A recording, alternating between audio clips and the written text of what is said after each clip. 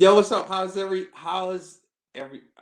this the disembodied bodies are so interesting to me. I still haven't gotten used to it. But my name is Kirby Hines, and I want to welcome you to Reencuentro, and this is the panel on Afro Latinidad.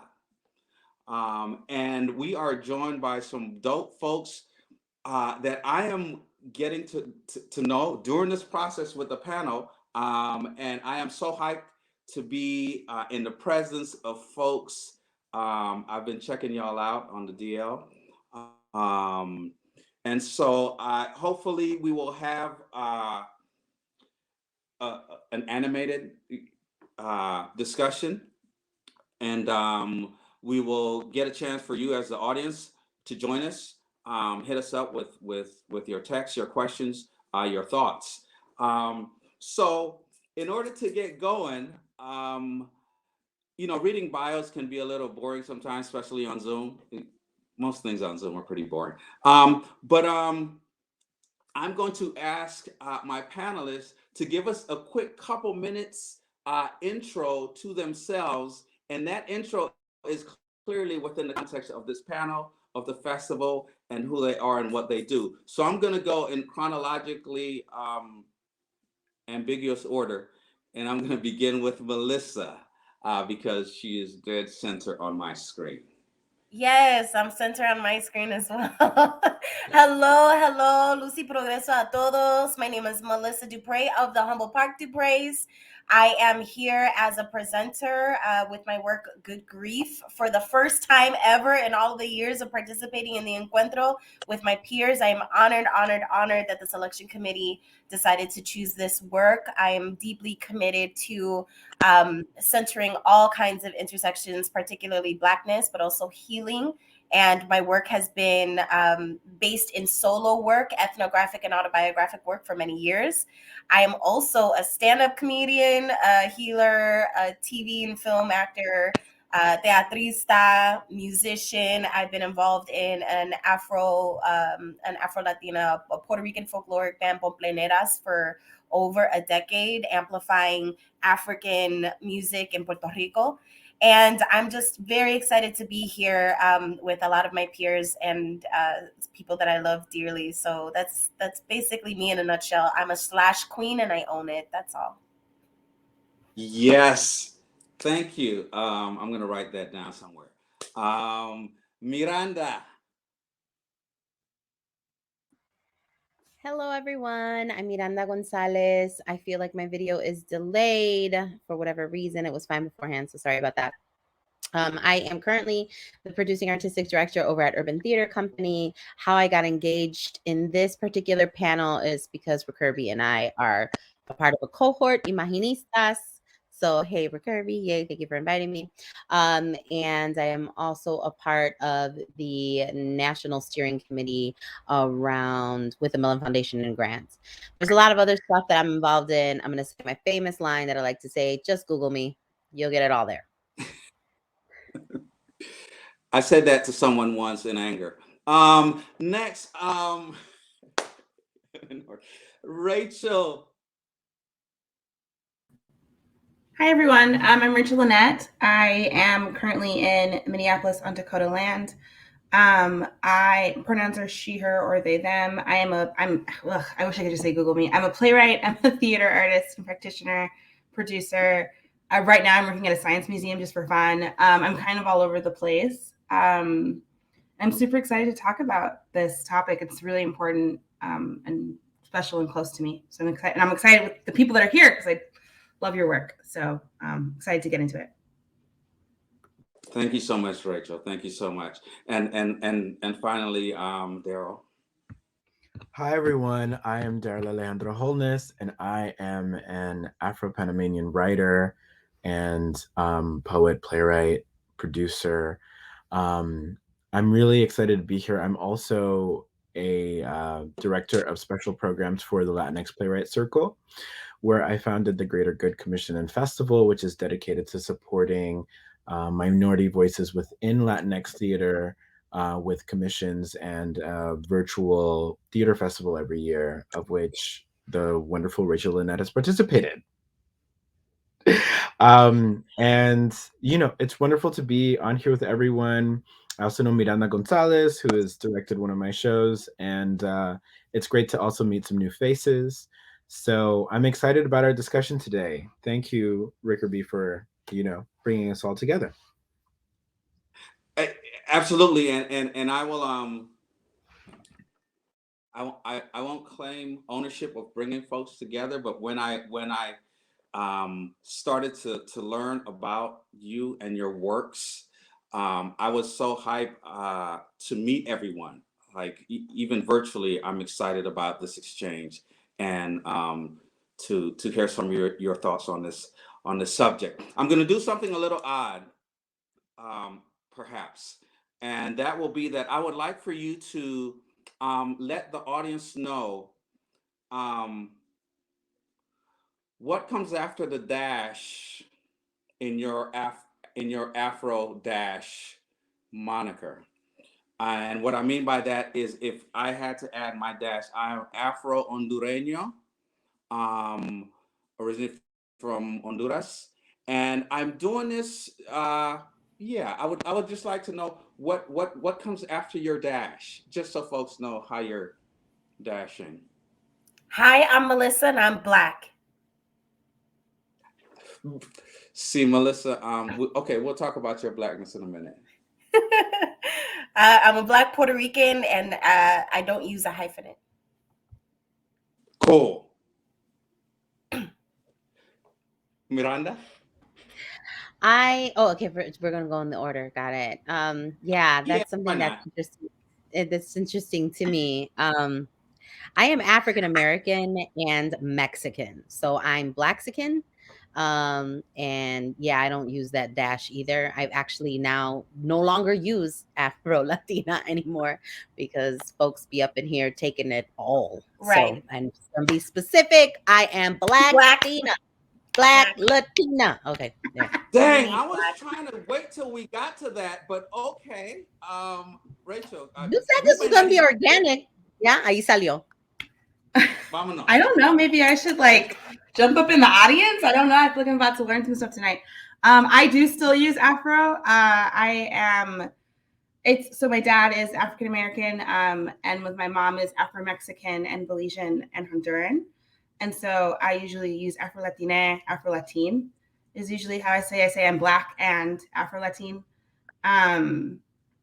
We use Afro Mexican a lot more as I'm learning more about my family history, and that's a fun thing to talk about later on. But to me, it's important to say Black and Afro Mexican, and Afro is really important to me with its presence there. And I would never just say Mexican. So I'm really interested to see how we all talk about this. Yes, Daryl. Yeah, it's so funny because I remember once talking to him about Latinidad, and I was an undergraduate student in Texas, and I was talking about how the term Hispanic is outdated and how we are Latinos and all of this stuff. And my dad said, he was like, I don't really know what a Latino is. I'm Black and I'm Panamanian. So I'm a Black Panamanian. And, for me, I think a lot about not just about translation, but transliteration. And you can absolutely say negro en Panama and everybody knows what you're talking about. But most people en español en Panama would say Afro-Panameño. And, a lot of Black Panamanians are descendant from people from the West Indies, and that community is referred to as Afro-Antillano. And so, and it's a term that comes from the Black community that in Panama that we use to claim ourselves. And so I think about how it's been abused, especially within U.S. Latinx media or U.S. Latin American media or whatever. And in English, the term Afro-Latino feels so loaded and problematic and all right, I'm ready to fight, but I also think in two languages. And oftentimes I think that occupying a space of both of these languages simultaneously is actually occupying the space of a third language as well. And so I try to stay flexible and, um, you know, create a space where my language around that identity is constantly evolving, where I'm listening to others, where I'm listening to my community, and I'm understanding how the terms are all growing and changing over time. So I'm really excited about hearing all the perspectives that are on this panel because, every time I have this conversation, like at a barbershop, I go to like a lot of I'm in Crown Heights, so there are a lot of every barbershop is a new story and a new conversation, when you step into it. And the perspectives are so rich and diverse, that I'm excited about our chat today.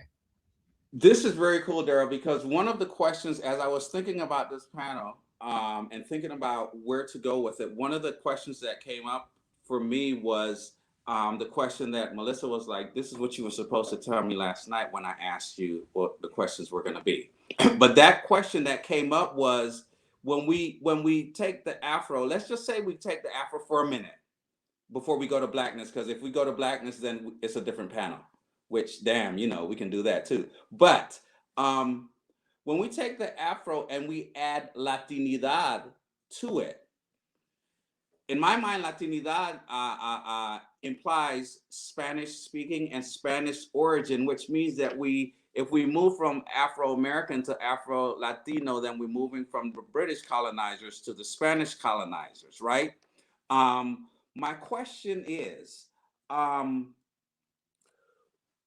when we are trying to take ownership of ourselves within the context of I look like this and I originate from here, how does that strengthen the diaspora? Or does it? Or does that move us closer to being a stronger group of people? And I'm going to go to you, Melissa, just because I am.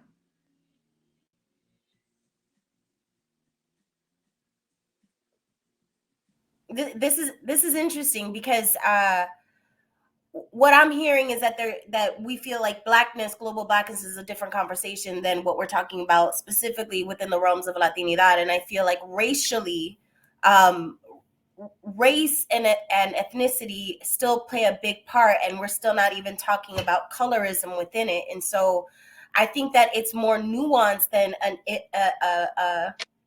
a Latin or Black conversation, a Latinidad or Black conversation, that I think that if you are talking about intersections, that you have to think holistically and bring in all of these angles together and really start to, have personal, we all have personal attachments to Blackness. We have attachments to Latinidad. I am Black bilingually. That is a very specific moniker for me, because in Puerto Rico, we very much claim three identities.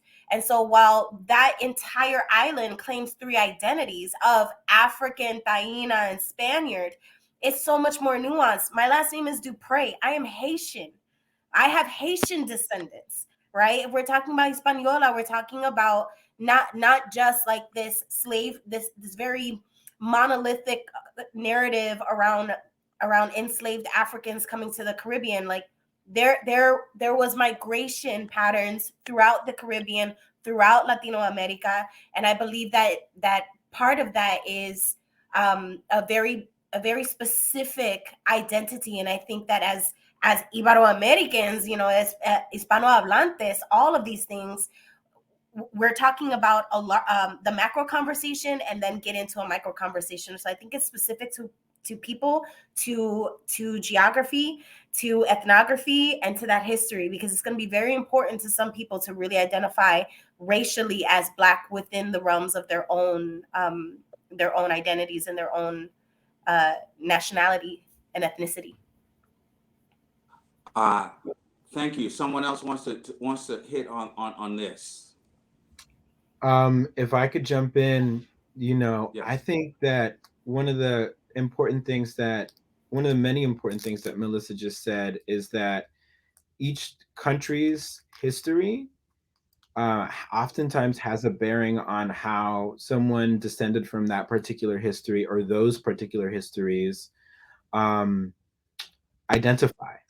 And so I think it's important for anyone when they're engaging this topic to always remember that it is going to be a nuanced issue for whoever it is that you're engaging. And there is no, oftentimes in these conversations, it's like we're trying to find this one way of looking at it or this one way of talking about it. And I just want to encourage everyone in the world, when they're thinking about Blackness in Latin America and what it means to be of African descent in and connected to Latin America and the Caribbean, that their expectations shift to be one that can accommodate multiple voices, multiple opinions, multiple histories, right? And they're not seeking to ever reduce it to a single definition or a single term. Wow. That is, thank you. Is when I was thinking about the panel and thinking about looking at these definitions and thinking about even the subject matter, how we approach it. And that was the reason for the first question with that idea of identification, because once again, on a personal level, being Hondureño, when people go, you're from Honduras, pero no pareces Hondureño porque 99 punto, right? And so it's that ownership. It's about how do we and why do we need or want ownership of a thing that identifies us as this particular entity, and why does that matter, and is it something that we should be moving toward? Rachel, I want to get your yes. Yeah, I think it's deeply personal.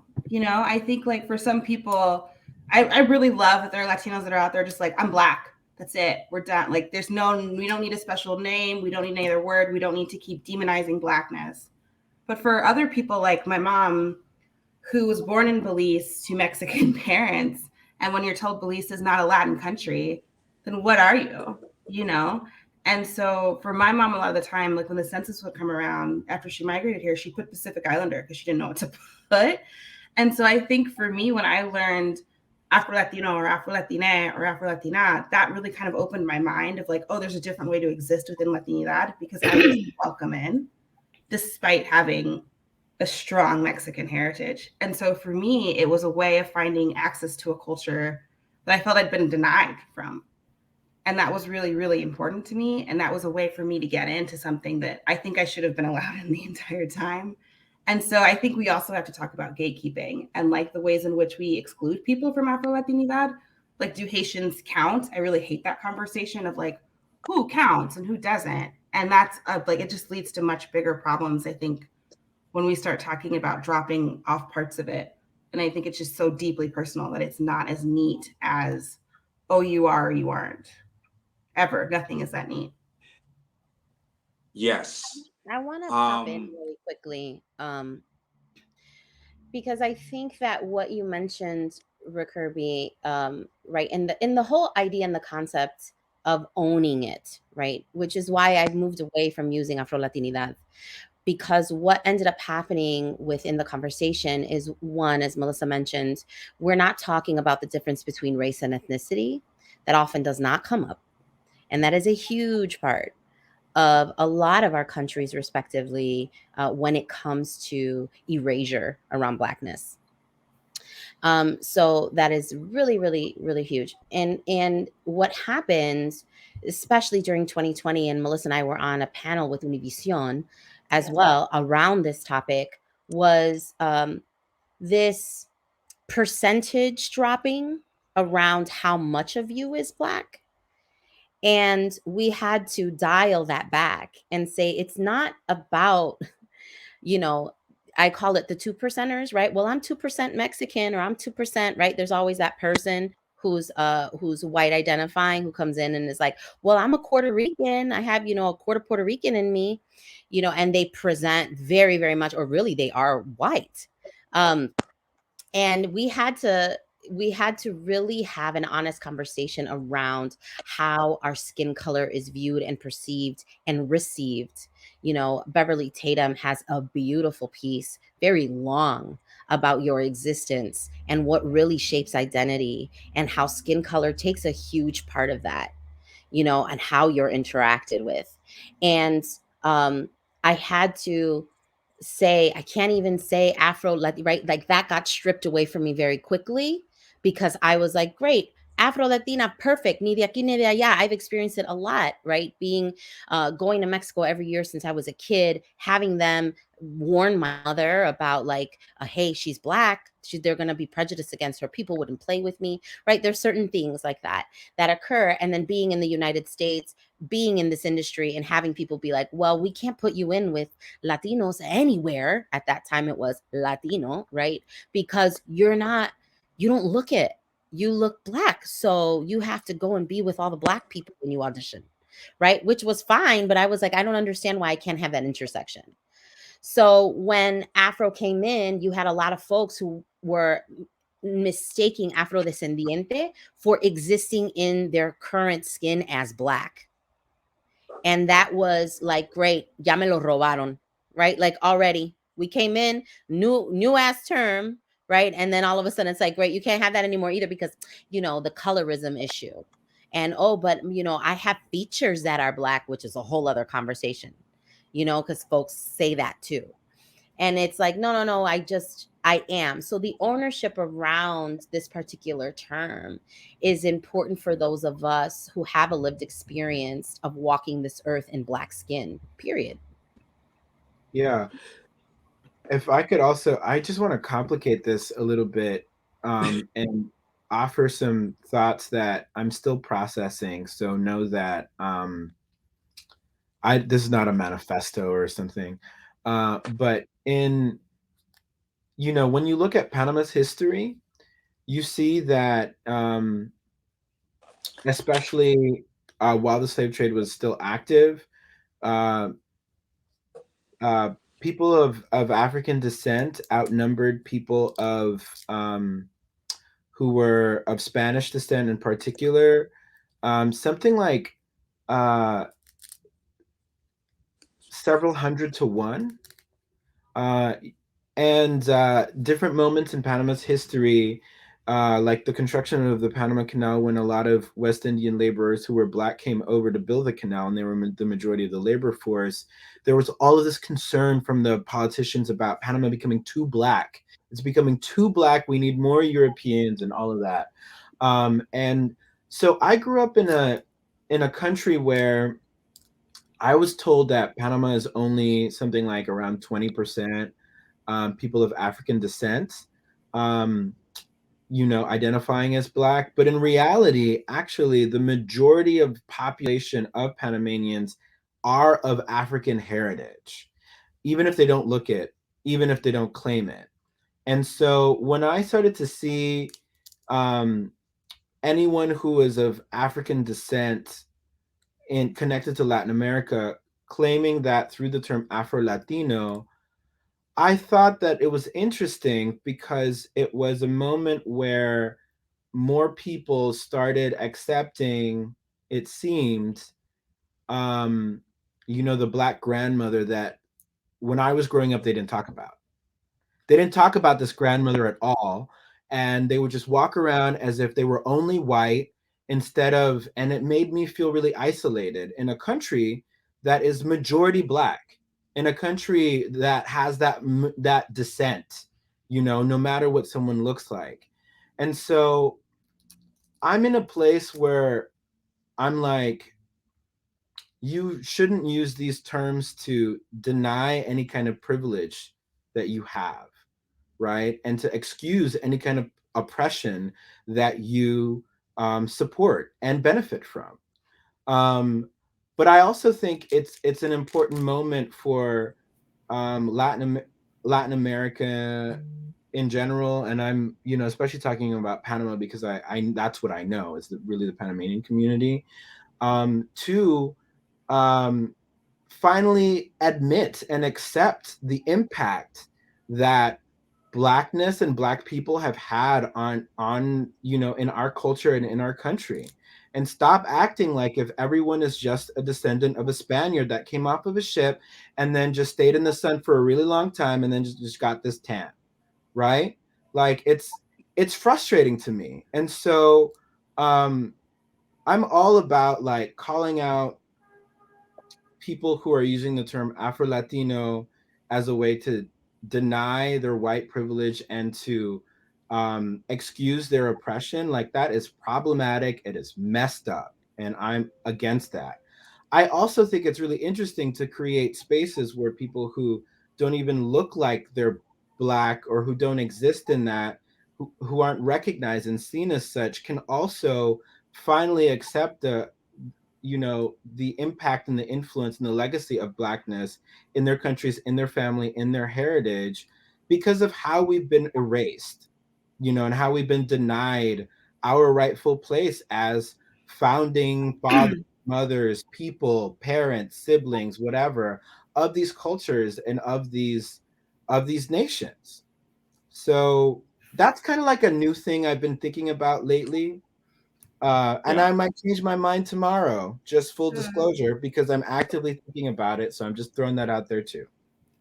Darrell, you make I such a good I point love that. around that privilege, because as many panels as we've had around Blacklist, like, we've already spent half an hour going around the room just really picking apart the nuances of Blackness, where I find very few spaces where we're actually in conversation with panels around whiteness within Latinidad. Like, we've had this conversation over and over and over again, but we're not really talking about how to leverage whiteness within Latinidad as a form of privilege that also can talk about gatekeeping, like Rachel said, can also talk about the active erasure that they have in their programming and their positions of power, and the way that they also usurp language and spaces specifically created for Black people and for Blackness. Like, we have committees, we have speaking boards, we have affinity rooms, we have affinity sections. We are doing the work on our own, and without the actual collective allyship with white Latinos who are literally trying to not claim whiteness. And that's an issue for me as an artist when I'm trying to be in conversation with other Latinos, Latinx communities. Like, we're not also involving, we're highlighting and centering Blackness as we should, but we're also not leveraging whiteness the way that we should, the way that it's fluid for them, and it's not as fluid for us.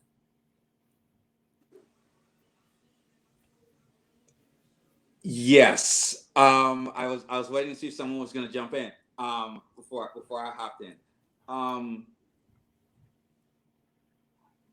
Three words that jumped out to me that might create some troubling: erasure, demonizing Blackness, and colorism.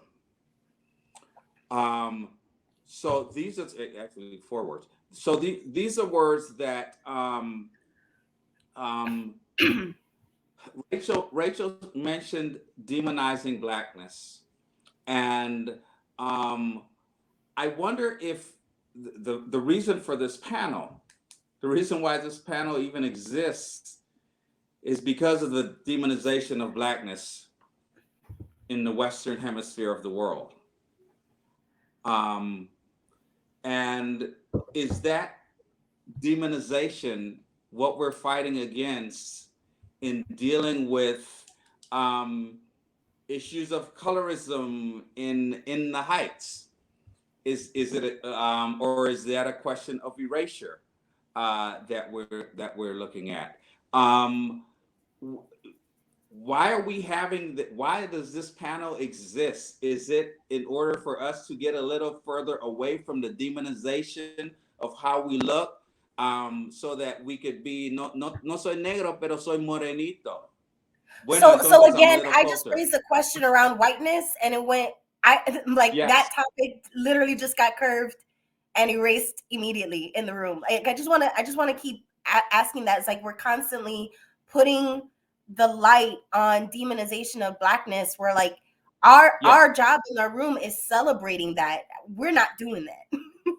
Like I feel like part of it is like how at this point for me in this panel, the way that it's existing is about amplifying the things that we want, but I am asking the white people watching this panel, how are they contributing to this?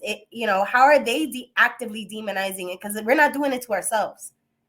Well, I beg to differ. And put millions of dollars on production of West Side Story. Like, right, but that's not us.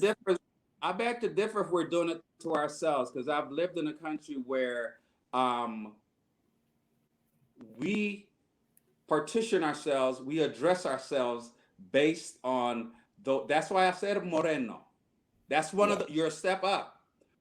What we do to ourselves. So looking externally is one thing, but I believe that we have internalized some of these things and we perpetuate. I mean, I'm not even going to get to the hair thing because that's but we perpetuate these things ourselves. I don't think we can just say they're doing it to us. And that's and once again, that's not a declaration. That's just a counter to whiteness being the presence that does the thing to us, with us kind of just always fighting against the thing. I think sometimes we do the thing. I think we put, those who are no sos tan negro, entonces va a estar aquí.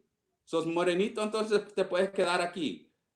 Pero si sos más blanco, entonces, claro, estás aquí. I mean, maybe that's just my perception and one of those things that is not a part of the narrative. But I do think that the presence of whiteness and its role in this is the subtext to this entire conversation to some degree.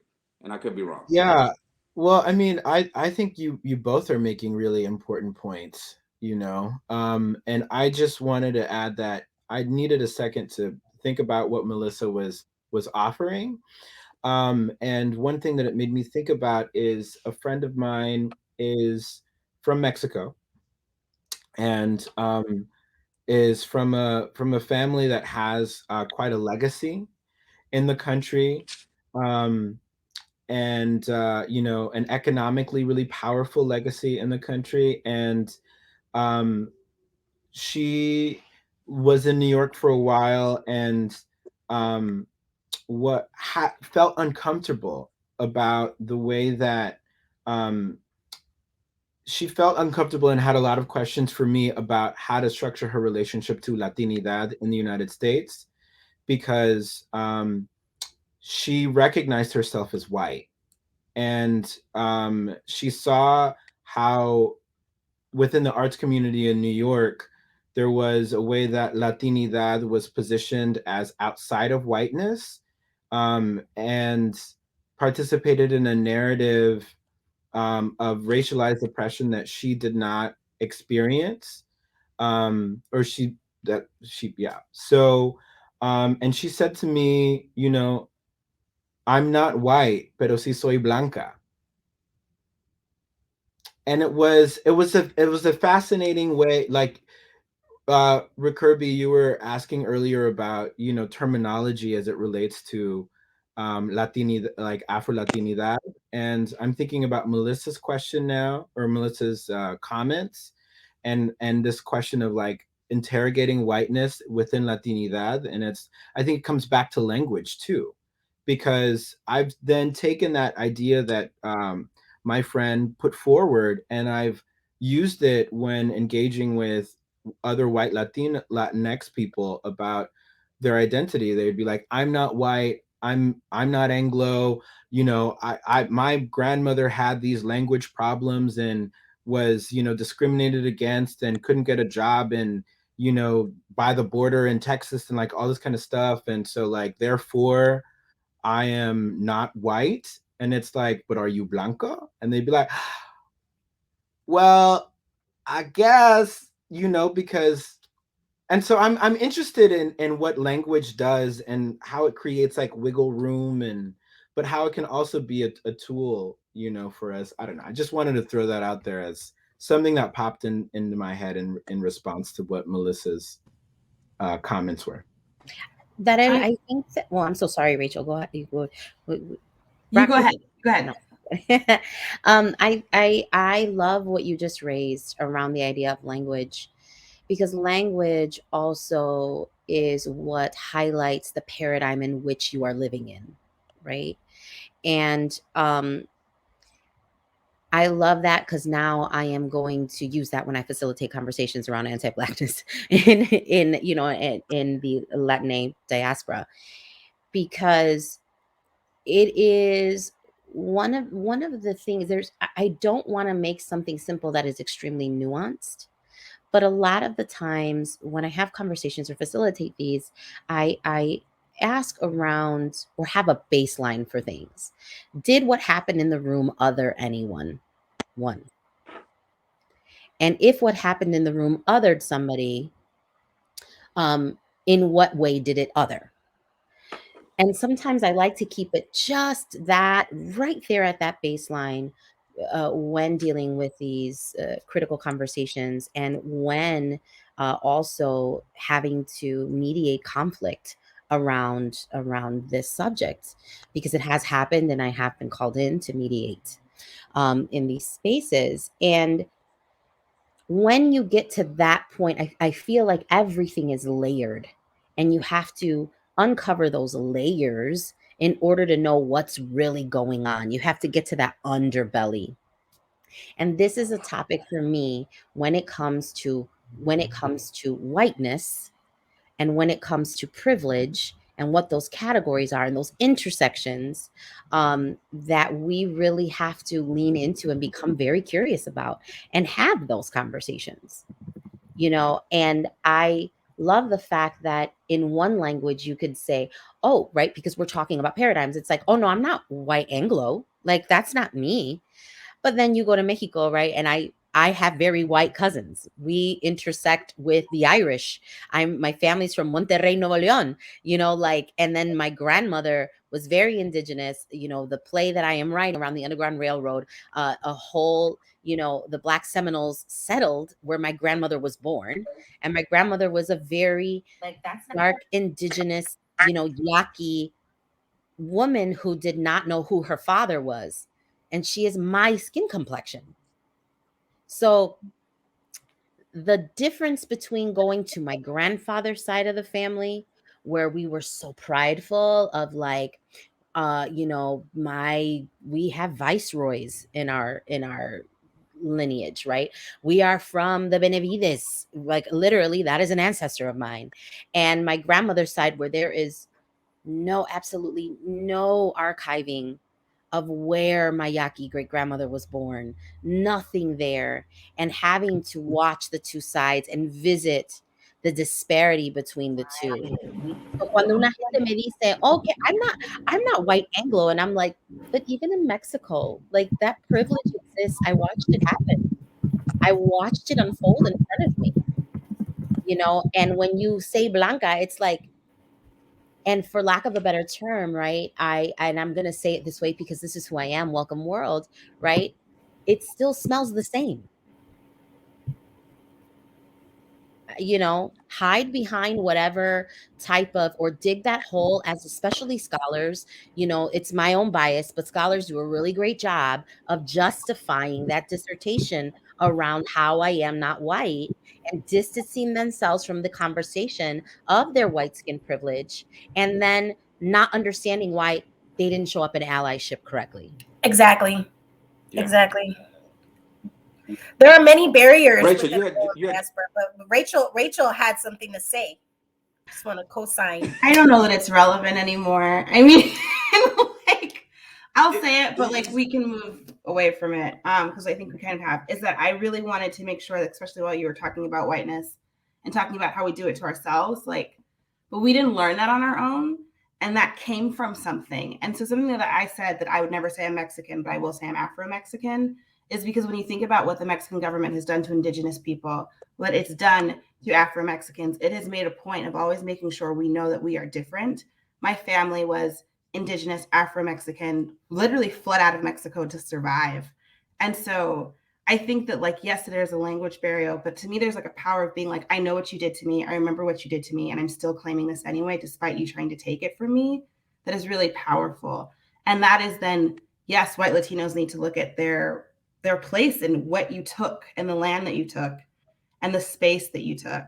And it's not just anymore. To me, it's not as, it's so nuanced and it's so complicated. And I just wanted to make sure that we didn't get stuck back into the like, how are we going to fix it versus without acknowledging what has been taken and stolen from us. That's all that I wanted to say. We've moved on past it a little No, bit. that was so relevant because that absolutely continues to perpetuate this conversation, because I do feel in these conversations what has been addressed was that it's still the labor is on us, and we're not talking about how other things have perpetuated this, and that it's our responsibility. It is our labor. It is the way, all of the mechanisms that we're building the table separately from the table that we're not invited to. All of those things are in conversation. So that's exactly, like, you articulated something very beautifully that is feeling present for me right now in this space. Hey, J. Wow. Ed. Yeah, I mean, I think So go ahead. Let me just say that for those in the chat, if you have questions or things that you would like to interject, we would also like for you to interact with the panel. And so, you know, drop your comments or thoughts or questions in the text box. Daryl, you begun a Yeah, sentence. I just wanted to circle back a little bit to something Miranda said about scholars and how you know, racial discourse, so much critical discourse around race comes from you know, in the modern context, comes from academic discourse in the United States, and it's grounded in constructions of race that are born out of the particular history in this country. And I do think that it can be very I think that there's a call for new language, for language that might not come out of that particular tradition, to further the discourse around race, racial identity, and all of these different identifiers, especially as it relates to identity constructs outside of the United States, or even identity constructs that intersect with identities that are here in the United States. So I just wanted to offer that because I'm also like a big fan of inventing terms. And I heard that I read somewhere, like on an Instagram post, I don't know, I haven't verified this or whatever, but I read somewhere that when the Portuguese arrived in Brazil, there were over 400 different words to describe any kind of identity related to gender. And I was like, how amazing is that? Like, I think that all of these issues are so complex, and all of these identities are so complex. I'm a fan of, if you are out there and you are watching right now, it's like, come up with your own term. Come up with your own term, and you can define it and apply it to yourself. We can still form community. You know, like, it's not as if we only form community when we reduce identity and erase nuance. I don't think that's true. I think you can have, you know, a plethora of different terms and identities and et cetera, and still exist as community, you know, and communities, you know, multiple communities. So I just wanted to offer that. Thank you, Darel. Thank you for that. A couple of things I'm going to throw out, then I want to ask another question. Some of the things that I've heard, we've talked about privilege. I'm not white, pero soy blanco. It reminds me of when I was called un negro gringo back home, right? That dichotomy, and that means that way of separating someone from being part of the whatever that thing is. So that term jumped out. Someone spoke about being Black bilingually. we hit a little bit on colorism within.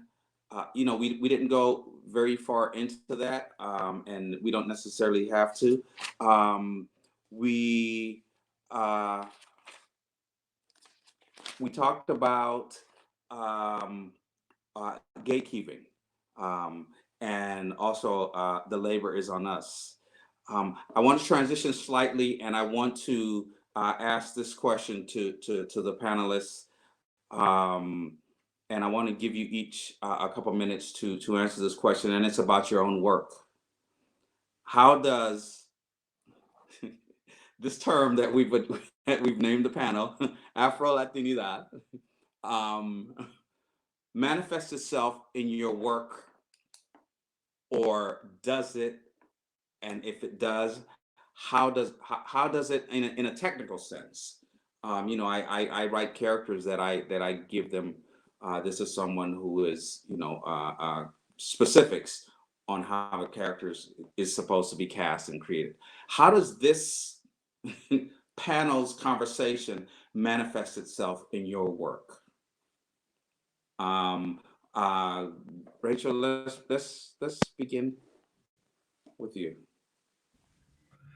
Yeah. So I think that it was always subconscious. I go back and I look at my plays, and all of my characters are from the Caribbean, and I didn't know that. and I think that recently I've really started to explore, like, what is Blackness at all? What is it?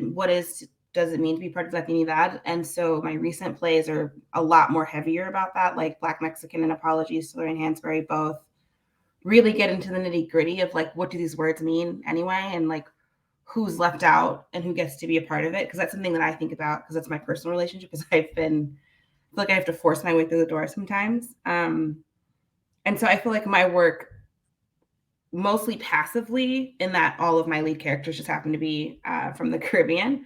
But those two plays really dig into, like, well, what do these words really mean, and who's included and who's not, and why not? And that's how my work explores. Those are the big questions that my work explores, I think.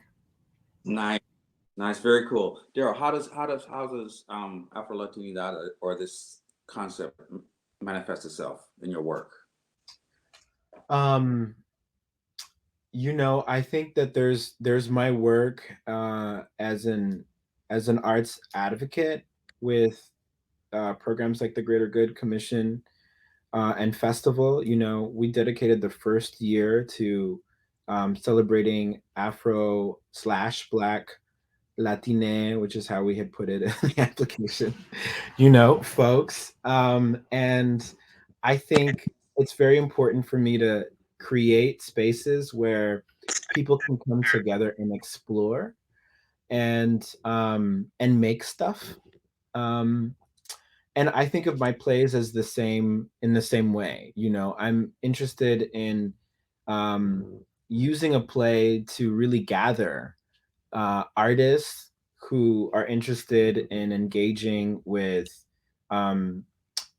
heritage, who are interested in engaging with Blackness, who are interested in engaging with histories in Latin America and the Caribbean.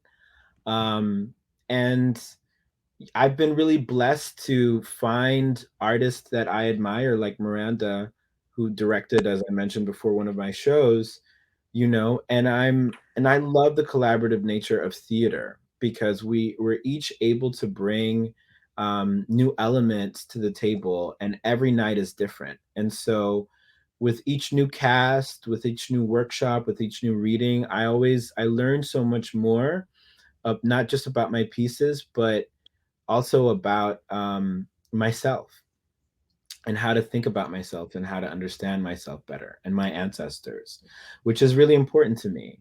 And then I'll lastly say that, it's really important to me, as someone who loves research and who loves history, to see that our stories are missing from these history books. So I am determined to write them into the history of the American stage and the history of film and TV. It's important to me. Like, I think these are the history books of now. This is how most people are consuming story and who how most people are learning is through media. And it's important for us to fight that erasure, you know, by creating new work. And so I'm all about creating community spaces where we can gather and create together. Very cool. Wow. That's great. Melissa, tell me about how Latinidad, Afro Latinidad, Blackness manifests itself in your work. I mean, it exists because I exist. And so, really, just writing about authentic storytelling and performed narrative is at the forefront of my work. And so, there's really not too many instances, and whether I'm doing solo work or whether it's a full length play, that I'm not interweaving Blackness as a cultural and racial identity in with Latinidad as a cultural and ethnic identity. So, you know, it comes very seamlessly when you're tapping into a narrative that is authentic and true. And so as a trained actor, you know, I have also got a degree in performance, but I don't have a higher education.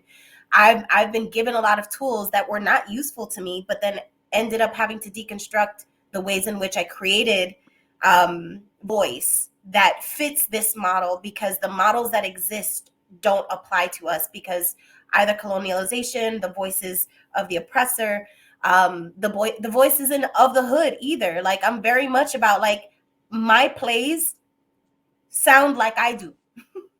and that Daryl talks about you know, this beautiful concept of reclaiming and reimagining language.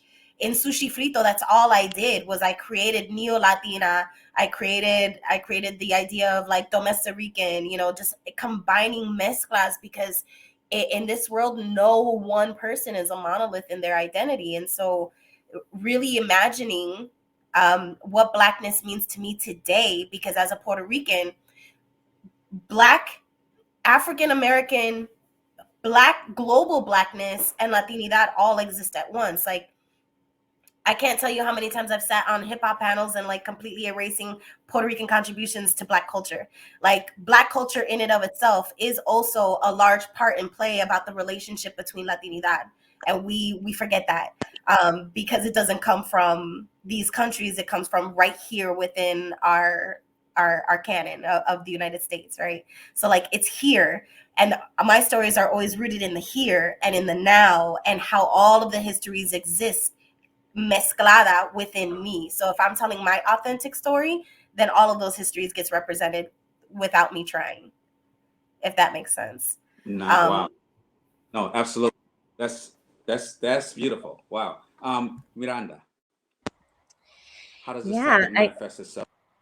Yeah, I mean, Melissa, you know, to be transparent, Melissa's one of my besties, right? So, like, we work together. I have also directed her plays, her solos, all of that. And Darel's work for me speaks to me in the same way Melissa's does, right? In the authentic voice of the here and now, and the decolonial space that we take up within voice and speech, you know? And so, when it comes to my work as a director, because I have, again, intersections within the way that I engage with the theater industry, right? As a director, for me, I look for counter narratives that are not often told, and I look for speech patterns that are counter to what it is that we're used to. And when I come in and direct actors, I'm very clear on the fact that I come from a decolonial approach to acting and to the work. And I allow them to bring their own lived experiences and themselves into the work, which is something that we're not often allowed when you go to a conservatory. You know, if you want to have an authentic experience and know what it is, you have to bring a part of you into the work. The idea of an actor being neutral is from the white gaze. It is not from our own. So, from a director, that's the approach that I have, which is why I am choosy about the work that I do. Someone recently asked me if I would ever direct Shakespeare. No. Why? Hasn't that been done enough? Don't we have 5,000 scholarly books on how it is that we approach Shakespeare from a Latinx perspective. I mean, do we need more? No. You know, so that's one aspect of it. In my writing, you know, I'm a founding ensemble member of Teatro Luna, and it's always come up in my writing. The color of my skin, because of the fact that I exist, can never not come up because they're my own lived experiences. And if I am here to tell and to constantly center a counter narrative, that's what naturally happens. You know, I've joked around and said, oh, if I have one more story about the desert, right? Within the Latin diaspora, within the theater canon. It's like another story about the desert. And I find it funny because now I'm literally writing a counter narrative about the desert, you know, that people don't know, right? My family and the Yaqui in me and my grandmother were born and raised in Musquis, Coahuila, right? And I am talking about Black Seminoles that fled slavery here in the United States that settled in Musquis, Coahuila, that then decided to go back, right? So the connection that I am making there, as far as the main stasis is, has anything really changed? Has it changed from the time that African slaves fled in an underground railroad to Mexico, and those same folks then fled Mexico to come back to the United States, and then what has that changed? And so there is just no way around when you are authentically living, and I do have to say that when you are in a place of authenticity, there's just no way you as an artist can deny your authentic self.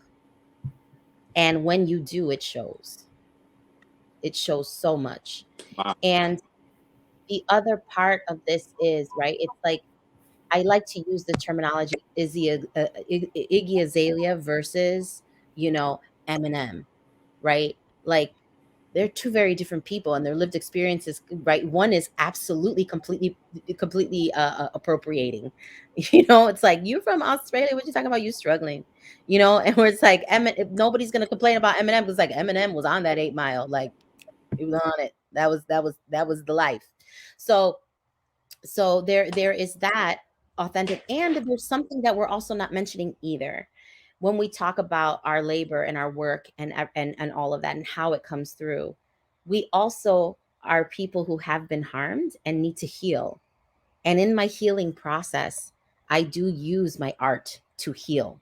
And it's a cathartic feeling for me. You know, so that's the other part of it too. Beautiful. You said something. You said the color of my skin can never not come up. When I wrote down how the panel might be kicked off, what I wrote had to do with the issues that came up within the Heights and the casting in the Heights. And my question is fairly broad. Does it matter? And why does it matter? And if it doesn't matter, why not? Can you repeat the question? Does what matter? Skin color? Does the issue of the gradation of color acceptability, quote unquote, matter? Or does Are it you matter? talking Or about the colorism in the casting of In the Heights specifically? Correct. Does it matter? So I'm just gonna hop in here and ground this in where I'm feeling, right? I am so tired of talking about In the Heights. You know, Thank right? you. Like, it's like the more that we highlight $1 billion industry that gave money that is literally within a white supremacist structure, like what did we expect? I don't. I mean, also because Miranda, like we watched it together just recently. Like there's a difference. I believe that there's also levels to In the Heights of production as a movie that just came out, and we're still having the conversation. Even Rita Moreno fell into the puddle of it.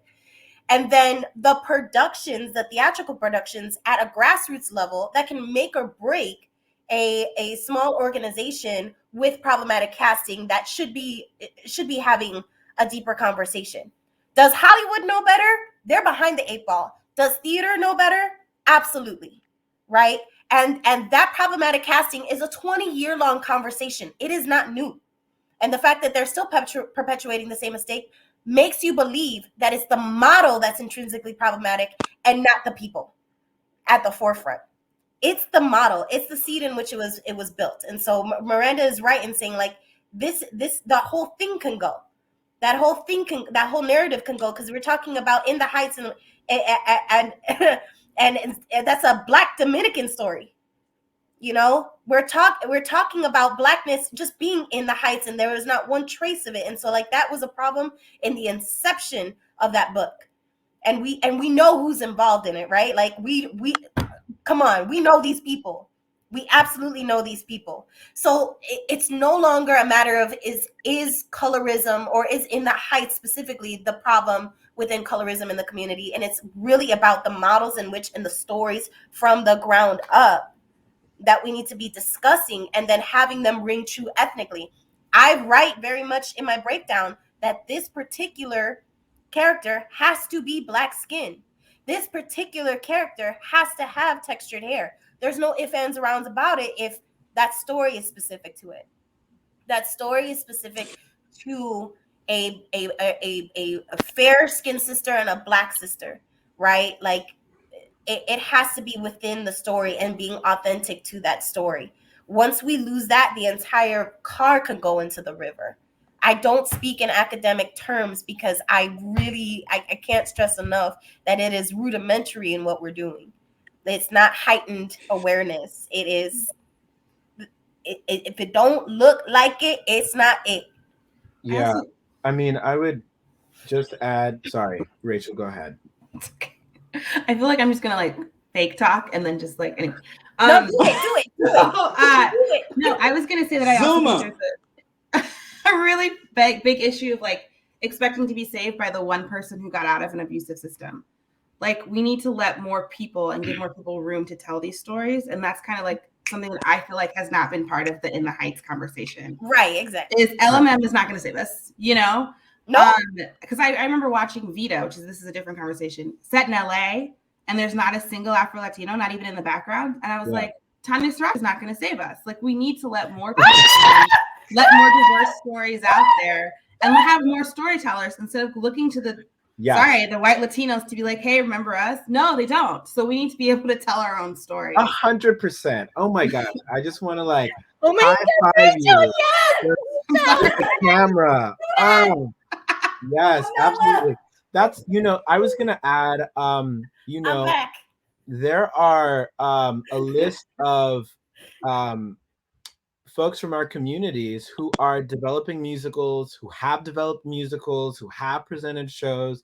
And every time someone wants to ask me a question from the theater community about casting and colorism issues in the Heights, I'm like, okay, I'm going to have this conversation with you if you pay me money so that I can give that money to a Black Latinx, Latine person who's developing a musical right now, because I am also tired of having that conversation. I'm glad you asked this question, Kirby. So this is not a critique on your question for the panel. It's more just talking about how the focus needs to really shift. Like, this is an opportunity, as Rachel mentioned, as Melissa mentioned, as Miranda is mentioning, to actually get support for musical theater writers who have that cultural perspective to actually get those stories told, And so like everyone, every time, if you're watching this panel, every time you're like, oh my gosh, Lin-Manuel Miranda, I'm just so confused. I'm going to call whoever it is that you're about to call. I think you should Venmo them instead, and then give them that money to support them making work. Right? Because that's one of the reasons why we started The Greater Good. And that's one of the reasons why like commissioning new work is so important, and why we don't need yet another Shakespeare revival, Or West Side Story. or West Side Story, right? It's like there are so many playwrights, book writers, composers out there that need our support, that have the knowledge, that have the content, that have the skills, right? So that's what I would like us to put our resources towards. Darel, you're so on So- point. It also goes the same for casting. It's not just the stories, but people keep saying, well, we need a triple threat, Black, Latino. There are none. There are. We're not investing in them. We're not creating resources around them. We So I'm don't gonna have go a back Black to the- Cuban that taps. I mean, I will also say this. I was going to say this, but I also think, I feel like we kind of invented triple threats. Right.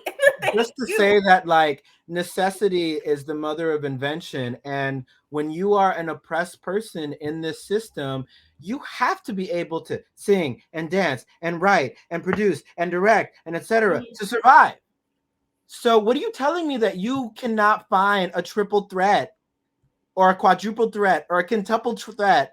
It's like, that is like Black and Latina or whatever. Right. It's like, you really are not even trying, because that's the only way a lot of us have even survived. No, they're not involved in the conservatories that teaches all of these classical works. It's really about the embeddedness of Blackness within those frameworks. Like, we would love to take up space in every room.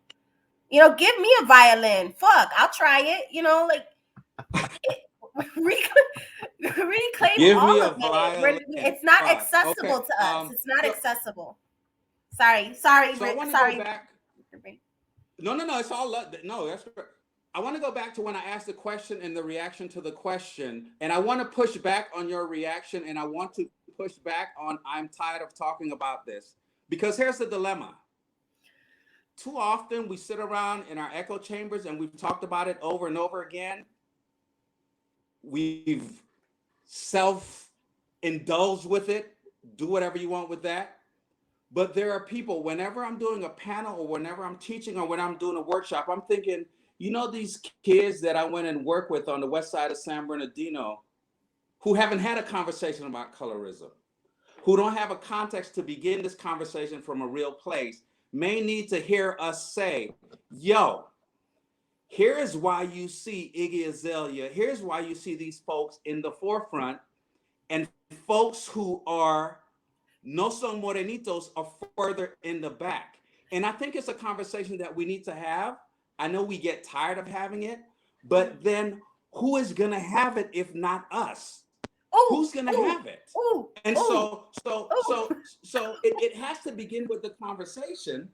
Otherwise, we just go, let's move on to the next thing and keep going. Who's going to have it, Melissa? I know you I just real quickly, I do believe the conversations are necessary in those spaces, right? Education is still absolutely necessary. In this space where we have so many people who have positions of power, in this conference, in the LATC, in AFA, in all of the spaces in which we are hold positions of power, that we absolutely do have the ability to influence at the funding level, at the board levels. Like, that's where I no longer have space to have the same conversations, and panels like this where, like, why are we having the same conversations? I'm more rooted about active engagement, actions. I'm less inclined to be on the same panel 5 times without leaving that space with some kind of offering on how we in the room are affecting the systems in which we have a direct hand of involvement. And so that's where I'm like, I'm more in that. Can we shift that way as opposed to the same conversation? Yeah. I don't think one excludes the other. Rachel. So this is kind of like a weird way to get around it, but like I think about like when I was in high school and all we read was Shakespeare, right? And like you talked about like, is Shakespeare comedy? Is this laugh? Right? And so for me, it's like we need to have these conversations. Do we, or do we need to instead say like, hey, if you saw In the Heights and you have problems with it, here's a play by Rosa Hernandez. Here's a play by Adrian Dawes. Here's a play by, just start creating lists of Afro-Latinos and saying like, here are the plays you should be reading. And let's not talk about why a Puerto is playing in Dominican. Like, I don't have the space for that. or white Puerto Rican is playing Jamaican. Like, and let me introduce you to the playwrights you don't know about and uplift their work rather than spending any more breath talking about something where we all really know what the answer is. You know, and so that's for me is what's important, is uplifting the work of the people who we're not talking about and naming names and saying, let's support those people. Absolutely. Yeah. Absolutely. I mean, I would also add just briefly, you know, Rick Kirby, I know that you're a professor, you know, and I think everyone on this panel has been involved with teaching at some level. And I think that the list that Rachel is mentioning, you know, having these kind of reading lists available for youth from our community, you know, or anyone who's studying at any age in our community is really important, you know. So it's like, if you're looking for those terms, if you're looking for a way to engage critically in this discourse, you know, there is lots of great reading that you can do. And you know, I kind of want you to jump in here, Rick Kirby, actually, and tell us a little bit about how that's something that you tackle as a faculty member, you know, as an educator. Who are some of the folks that are on your list, you know, when these students come up to you and they have these questions or they bring up these topics? I mean, what are some of the recommendations that you offer? So thank you for the question. I teach a hip hop theater class every year with 100 students in it, and those 100 students travel the gamut from at UC Riverside. We're the most diverse campus one, and so that's what my classroom looks like. I have students who are biology majors who've never taken a theater class. I have students who don't know anything about hip hop and hip hop culture. I have students who've never read a play or seen a live play. So to have this kind of important discourse with students who may be from China, who are breakdancing and have it all down but don't understand the context of it, to dismiss the necessity for this basic conversation about these nuances does a disservice to those students. So maybe I'm acting like I'm in a classroom when I'm in a room with my peers. So I shouldn't be doing this. You don't need this. But those 85 to 100 students who don't know that narrative, and who, when I go to Poland or Romania or in different places, and they see me in my skin, and I have a student stand with me and my beatboxer to take a picture after a hip hop theater workshop, and she says, I want to take a picture with me and my niggas. Do I just go, yeah? Or do I try to have a conversation and contextualize why that term may be problematic for you, sister, because you're in Warsaw, Poland. And here are the nuances of that. So that was my reason for the pushback. And once again, context, right? We're a whole bunch of theater folks who are in our theater folks echo chamber. And we just echo and echo and echo and echo and echo and echo and echo and echo. And then there are millions of people outside of our chamber who are like, what are these people echoing about? It is, so I'm gonna stop there. So that's my reason for the pushback. It's because when I look out into my class and I see 100 students, and I know that some of them barely speak English, and I know that I'm trying to introduce them to both theater, hip hop culture, American culture, it is incumbent on me to do as much as I can to contextualize these things.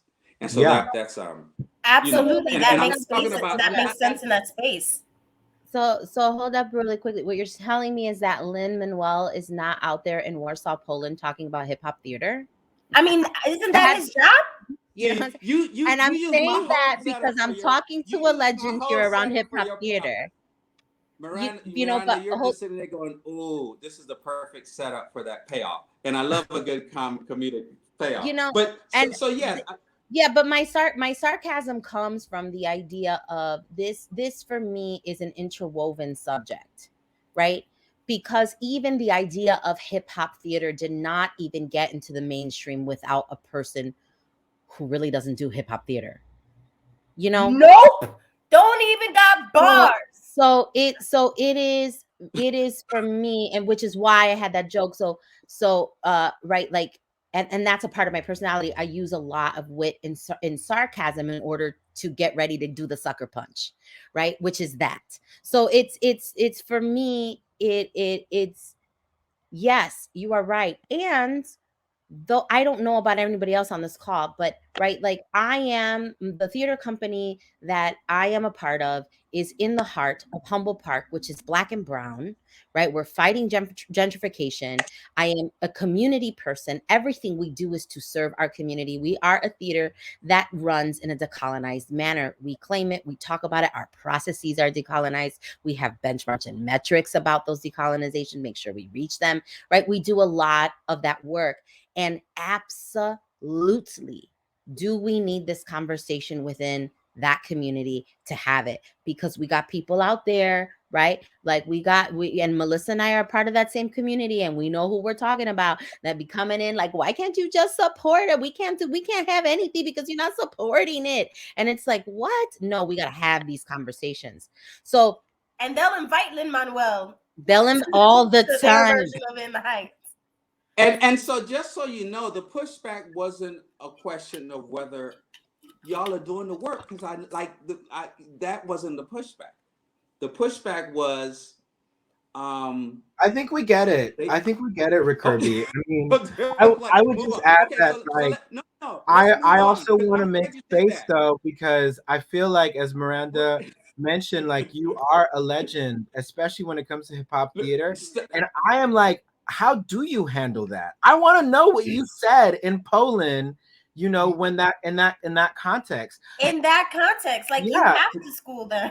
I'm very curious, and I know this panel is about us sharing, but I just also want to just acknowledge that I had a sense of where your question was coming from, and I'm glad you provided the context. But I also think you can be part of this conversation, and you have something to share.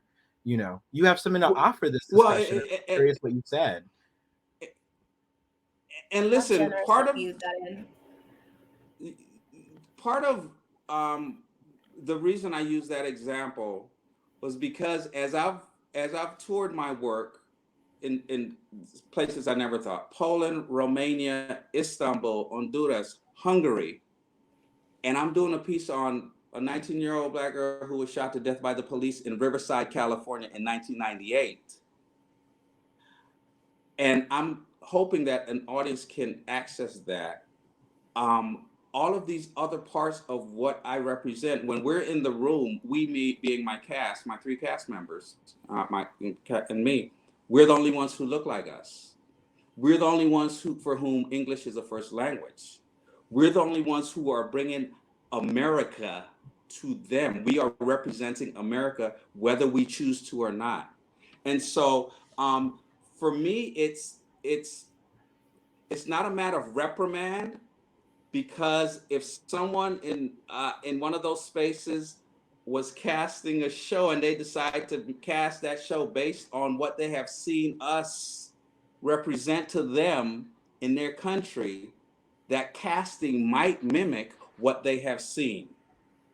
And so that's why I'm not going I'm not pushing back, I'm not pulling up on her and going, yo, we're not niggas. Like, have you seen I mean, one thing that I offer, I think it's that, important, and I appreciate that. Go ahead. Yeah, I think it's important, to offer the economics. That's whenever I'm talking about casting, I'm always thinking about economic opportunity. And, we're not in a landscape where a lot of Black, Latinx, Latina folk are getting opportunities to tell our own stories. And so it is really important, because economic opportunity means empowerment. It means advancement of our community. It means the survival of our community. And so that's one point, to answer your question. Listen, I am so thrilled. I wish this was in person. Like I want to with some whiskey. touch him. But I want to. We have 10 minutes left, and I shouldn't leave this conversation without at least bringing up the issue of the verdict that came down today. Once again, this steps a little bit outside of the subject for the panel.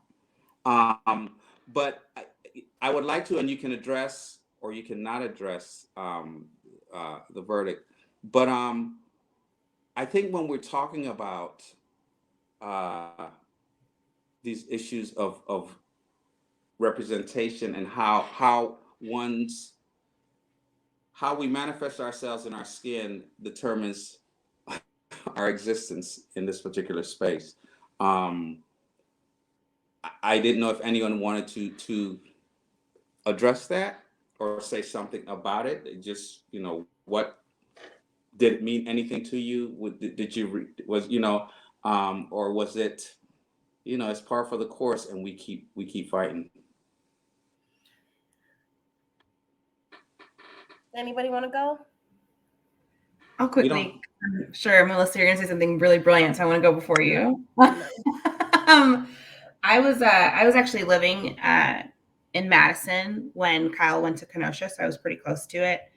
And I was living on State Street where a lot of the protests were happening, and I there's no part of me that is surprised. The way in which white tears were utilized, the way in which the judge was basically like, Kyle and I are bros, and made no effort to hide that. And so I think that, like, for me, what helps me is to say that, like, when these things happen, it's what can we do within our own communities to help make sure that we have protection for each other and to watch out for each other. And in what ways are specifically Latinos showing up for the Black community and vice versa? And in what ways can we be better and stronger about it? Because we're gonna have to watch out for each other. And that's how I've always felt. And living that close just made me feel that even stronger. Wow. Melissa? I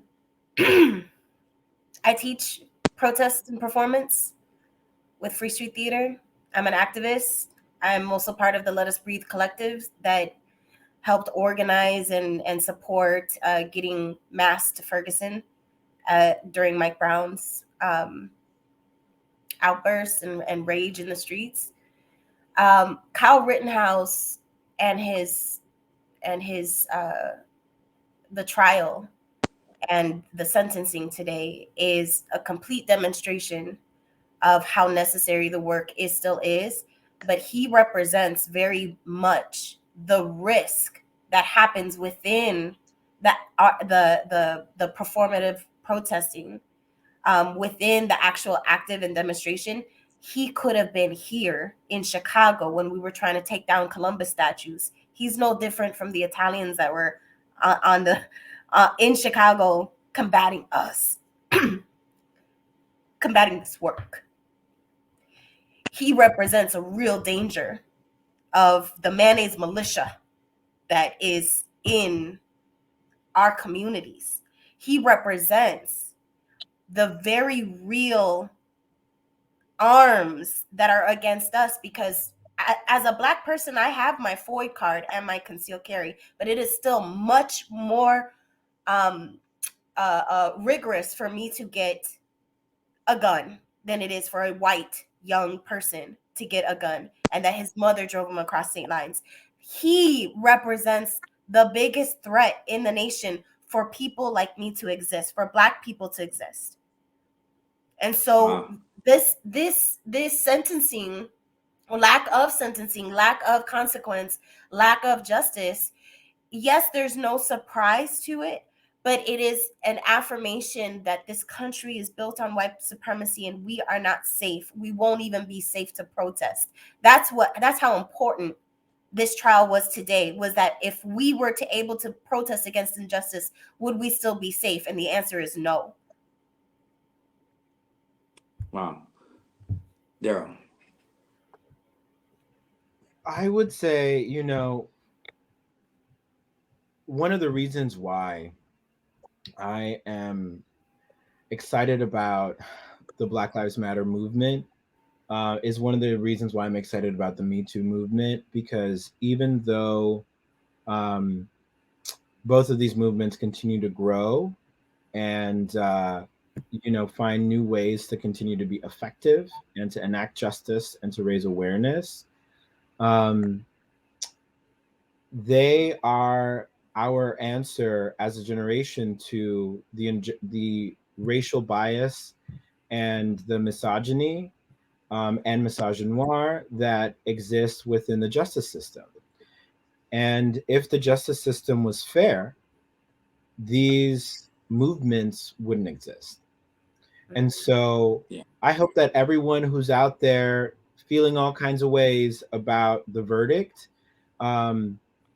if you haven't been doing the work, that this is a reminder that there's more work that needs to be done, and that you actually get out there and however you can support these movements, because they're clearly necessary, and they are what we can do as private citizens to demand equity in sentencing and a more just justice system. Yeah, and the awareness and education around electing your judges, that it's not these like movement work is not, I'm gonna go out today and fight systemic oppression. No, I'm gonna go out there and educate the people closest to me that have proximity to whiteness. I'm going to educate myself around who is still enacting cash bonds in the local justice system that is keeping people imprisoned without bail, or without the opportunity to bail. Who is enacting all of those things? Like, we have very grassroots level education to be had that's accessible to everybody, and we're not utilizing it. And this is why I'm always having the conversation as well. Is like, what are our white people doing with other white people?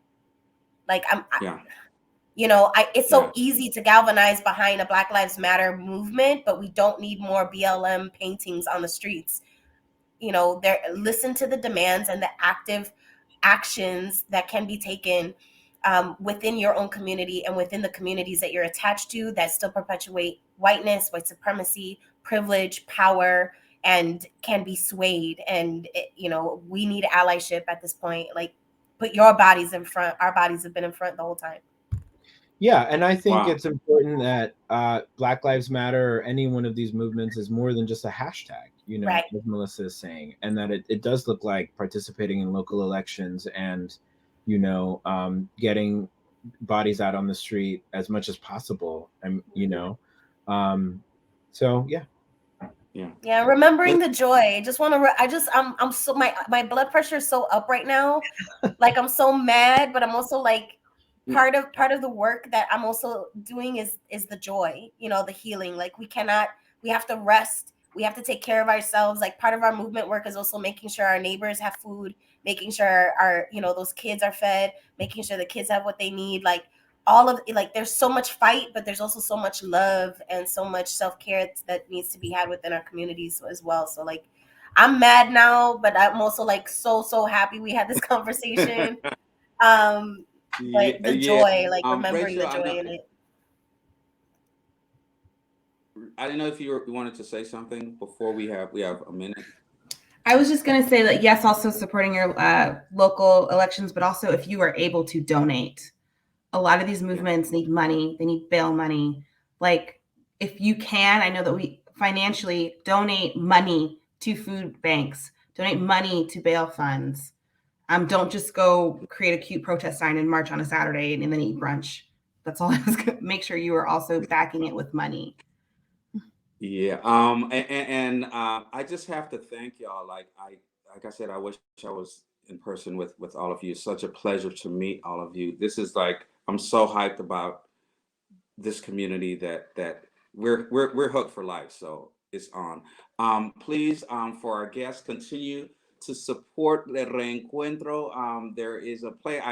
It didn't pop up which play is tonight. I don't remember which production it is this evening, but continue to support it. Support these amazing artists, Rachel, Daryl, Melissa, Miranda had to run, but please support them. You are the names that I will be giving to my hip hop theater class people. Those are the names that are going to be on that list. So much love. Thank you so much. And I will see you all in flesh. Spanking soon. machine. Marga's spanking machine is tonight. Thank you. Thank you. Thank you. Thank you so much. Bye. Bye. I love you all.